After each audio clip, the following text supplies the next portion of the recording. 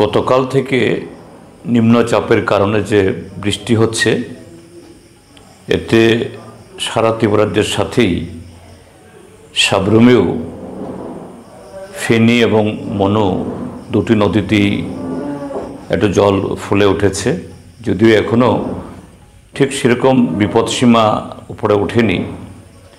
যাই হোক, আমরা নজর রাখছি। আমি জেলা প্রশাসনের সাথে নিরন্তর যোগাযোগ রাখছি এবং আমাদের কর্মীরাও তারা সতর্ক আছেন যাতে এরকম কোনো গতবারের মতো যে ফ্লাড হয়েছিল সেরকম পরিস্থিতি হলে আমরা ঝাঁপিয়ে পড়তে পারি, যাতে কম ক্ষতি হয় তার ব্যবস্থা করতে পারি। এখন এই অবস্থাতে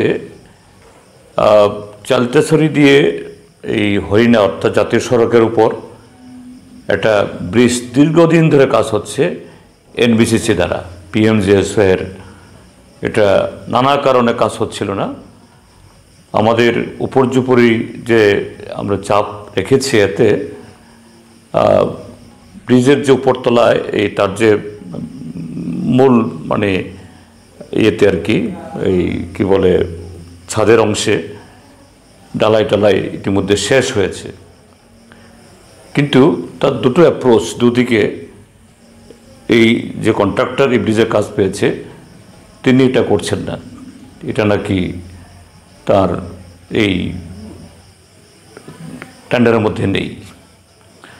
আজকে আবার এই বৃষ্টির কারণে সেখানে আমাদের সরকার থাকার সময়তে যে একটা ফুটব্রিজ ছিল আরডি থেকে করেছে, এটা জলে ডুবে গেছে।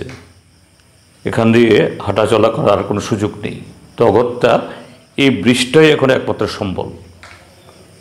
তো আমি একটু আগেই পিডব্লিউডির চিফ ইঞ্জিনিয়ারের সাথে কথা বলেছি, সাবরুমের এক্সিকিউটিভ ইঞ্জিনিয়ারের সাথেও, যাতে খুব দ্রুততার সাথে যাতে তার দুদিকের অ্যাপ্রোচ চালতেছড়ির দিকে এবং এই হরিণা বাজারের দিকে, সেখানে অন্য এজেন্সির জন্য অপেক্ষা না করে পিডব্লিউডির জন্য কাজটা করে দেয়। তো চিফ ইঞ্জিনিয়ার বলেছেন আমাকে, ঠিক আছে, তিনি কালকেই যোগাযোগ করবেন এবং যত তাড়াতাড়ি সম্ভব কাজটা করে দেবেন।